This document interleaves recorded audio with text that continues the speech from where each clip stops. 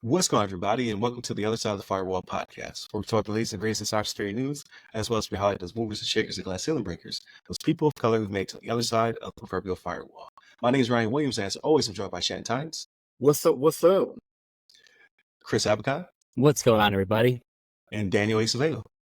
How's it going, guys? What's going on? So, welcome to the Wednesday discussion episode of the podcast. So, Wednesdays are our topics. Wednesday discussion. Thursdays, Ask a CSSP. If you have not already checked it out, go back and listen to the Shauna Weatherly episode where she talks about her company FedSupK, how she has over 30 years of federal acquisition and contracting experience, and then how she is utilizing her company to help small businesses break into the federal market. So great episode, definitely check it out. And then Fridays, everything else, so movies, books, games, all that good stuff. But without further ado, I give it to Shannon. All right, everybody. So this article comes from cybernews.com, written by Naim Ansel. And the title of this one is Non-consensual AI Deepfake Child Porn Not Explicit in a Law, Senator Says, right? And so the senator talking about is a state senator, right? So what they're bringing up here is something that it's been pointed out before, right? We talk about how the laws have to keep up with technology and how they're slow to do so, right? Even Daniel pointed it out last episode, how I'm slow to adapt, you know what I mean, to the things that are coming, right? Like you gotta get on board with what's going on. But pretty much the gist of what they're saying here is that the laws in, was this Pennsylvania? I'm trying to remember where this was. Pennsylvania, right? Am I right on the Pennsylvania? So the point of what they're saying is that people are creating these deep fakes, right, which are getting very realistic nowadays, right? And they're creating them for child porn, right? Well, the way the laws are written is that that's not a real person. Like, because it's a deep fake, it's not real. The law does not doesn't stand up in court to say it's not a real person. You can't be tried for it. You know, this is where they go. But people are being victimized, right? So they feel like they have nowhere to turn. In this instance, it's like, if the law is not in my favor for this, why do I have belief for anything else in the justice system? Right, is what it comes down to. And there's a state senator there, Tracy, man, I'm gonna mess his name up. Pennycuick, I believe is the name. That's trying to get something like this on the books, right? And this should be where everybody follows suit, right? Now, and I didn't look into it to see if there was any other states that had anything on the books for this, but this is a real problem, right? Like if for whatever reason, my face gets put on some type of, like, and not just for the purposes of child pornography or anything like that, but like even in my home, like if I get my face put on some other body, like having an affair or something like that, like my wife probably ain't trying to hear that. She's gonna be like, that looks like you. Like, I'm looking at it, that looks like you, big head and all. Like, I've been seeing your head for almost 30 years now. Like, we gotta, like, that's you. You know what I mean? So it's something that needs to be addressed, and the fact that they're doing it in Pennsylvania, I'm all for it. Like, this is the way we need to go. The laws need to catch up with technology. That's just running ahead at such an accelerated pace. But Chris, what's your thoughts on this? I mean, really, my first thoughts, kind of to piggyback off your thoughts, is that really it's privacy issues as well. You know, for me, I'm thinking on the privacy end, the right for a company or anybody to use your likeness, right, for something.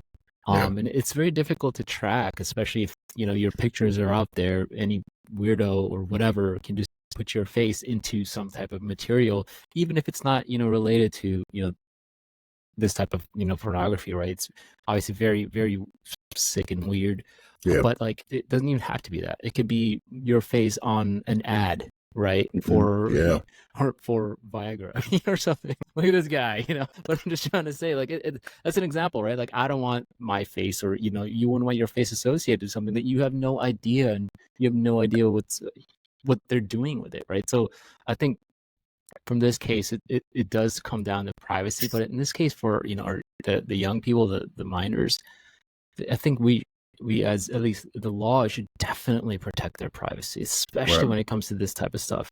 So in this particular article, they talk about, at least from the laws, I'm not a lawyer, right? But from this article, and with respect to this specific state, and I quote, if changed from child pornography to sexual abuse material, this would automatically include the use of AI to generate child porn, right? So, but the thing is, like, that is definitely a step in the right direction. Like, child sexual abuse material needs to be punished at any level, at any layer, right? To include generation of it.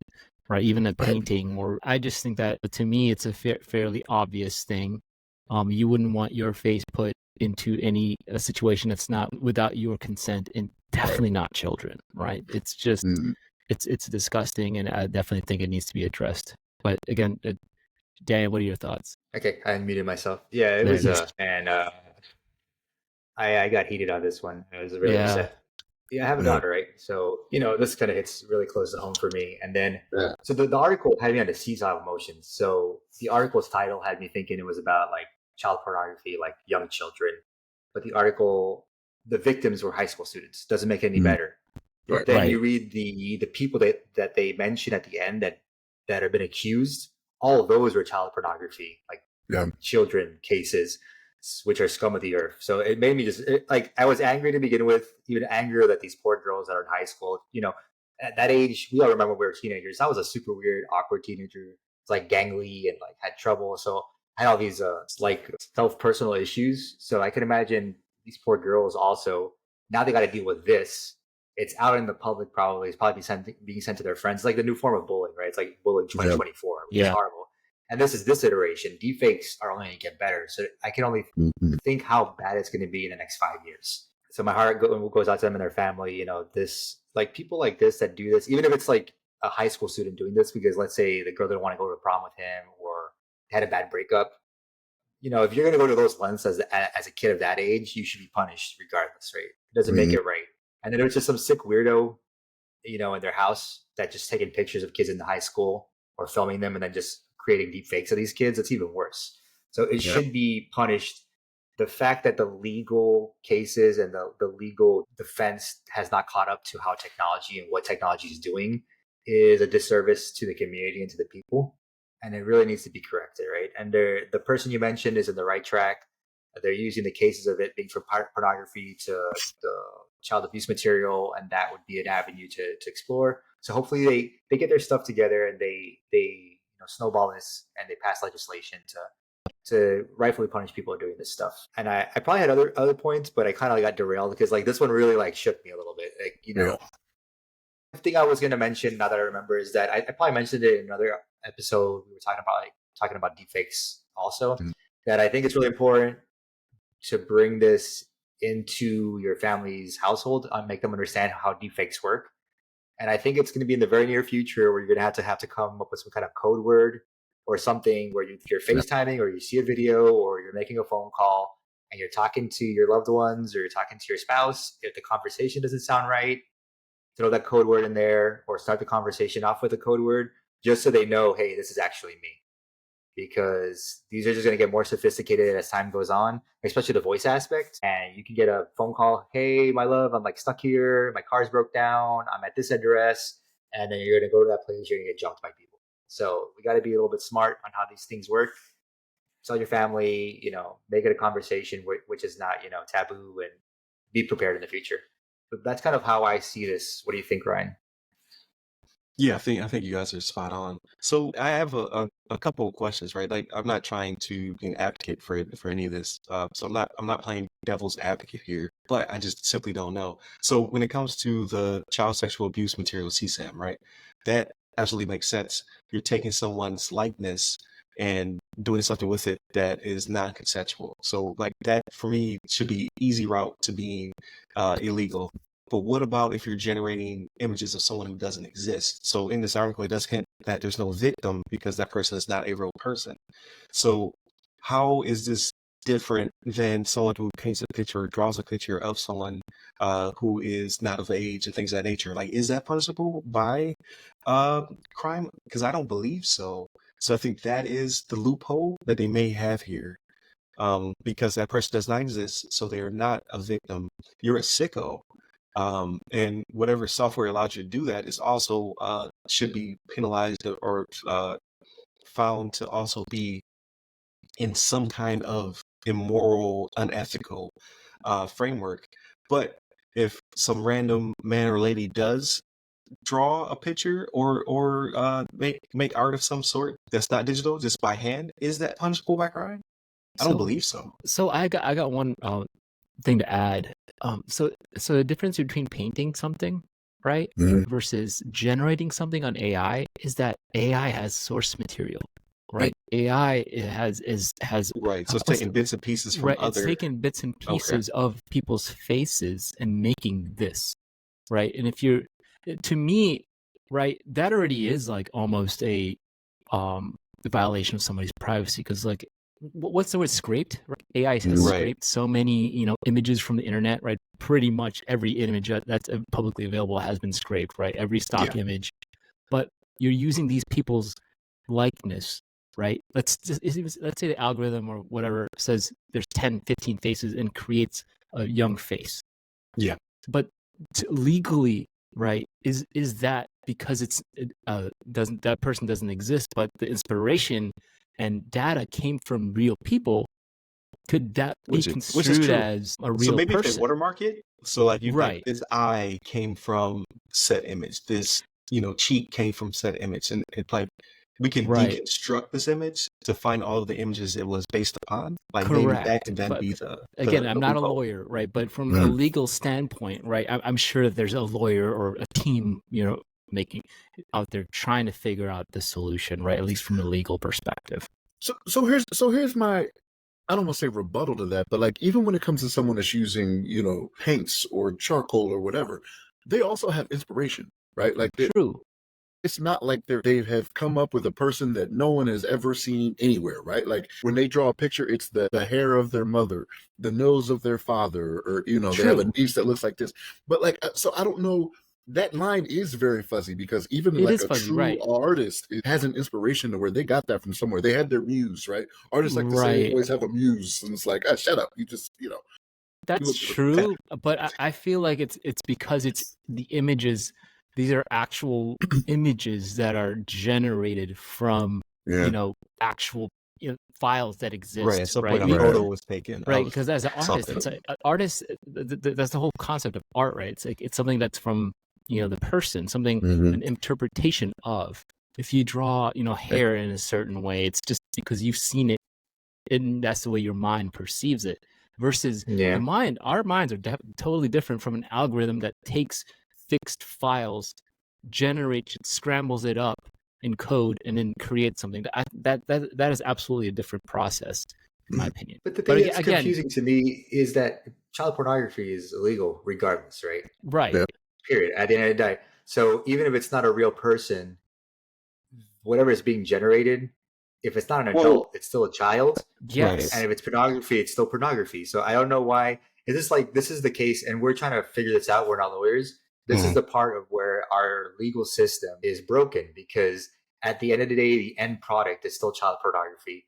We shouldn't have to jump through so many hoops to convict someone that has an issue or is a sicko or is doing these things to hurt anybody or even have access to these things free of will. Because if he were to go out and get this from like a dark web or something like that, regardless, it would still be classified as having illegal content in his possession.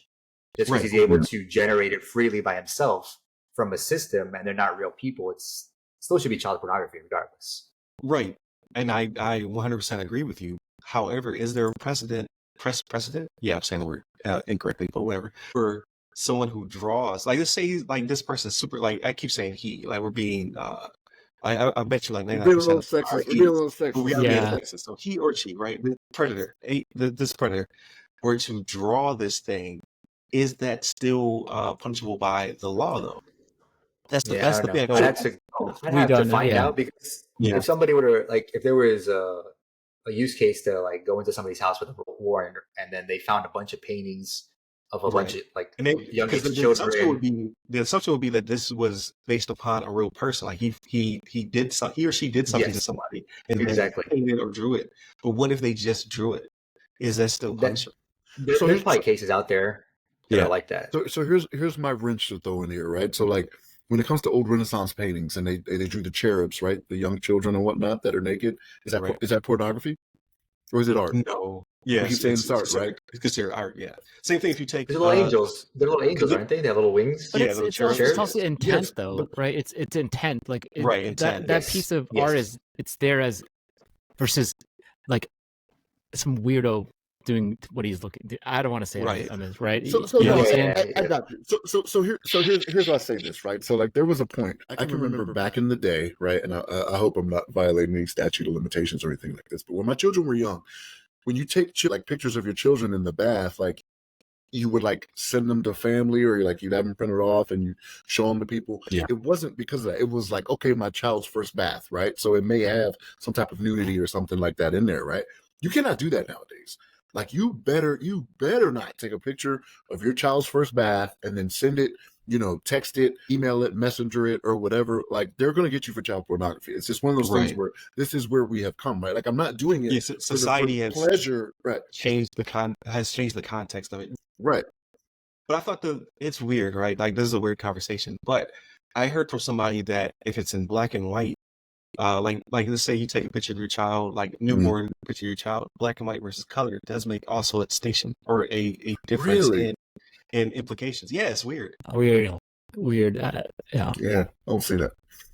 Yeah, I don't know, but I guess we can all agree that these people are weird and something should happen. Yes, 100%. I don't know what should happen to them, but something should happen. They should go to Kentucky jail and get more credits from Securus. Not really. Right. Good throw. Call back to the earlier episode, right? Oh man. But you see the like within the article, like so I encourage everybody to check the article. Like there are stiff penalties for this, right? Like these people are getting 20, 30, 15. Like they're getting the book thrown at them. So it's not enough, right? In my opinion.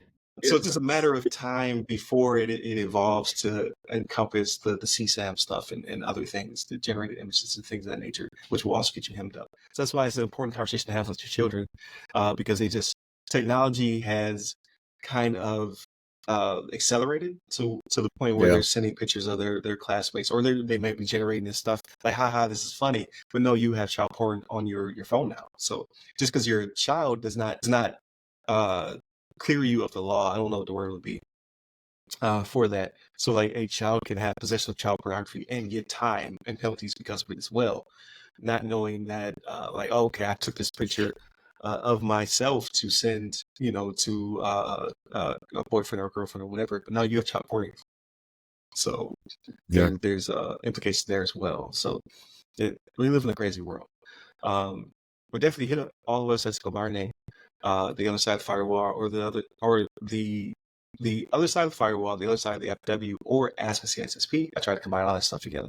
Or hit me up personally. I'm at RY Security Guy. That's RY Security Guy. You can find me on all the social media platforms. And where can they find you, Chris? You can find me on LinkedIn under Chris Abacon. Last name spelled A Bacon. And you, Daniel? On LinkedIn under my name, Daniel Acevedo. There it is. Stay safe. Stay secure.